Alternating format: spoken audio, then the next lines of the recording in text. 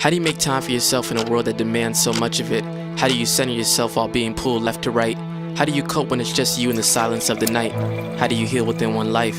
How do you tell the difference between being in love and being comfortable? How long do you stay till it's time to move on? How much of you was a product of influence? All of it, right? Right. We're all subject to the exposure of influence. There's no mask for that. So whose life is it that you're living anyway? Mine? Yours? Your brother? Your cousin? Your sister? Your mother? God? Society? How do you define yourself? Labels, boxes, gender, preference, your height, hair, muscle, that ass. Your looks, books, diploma, money, status, quo, your kids, the kids. Remember? The kids. Remember being a kid? No. When nothing mattered but the present? What's the present?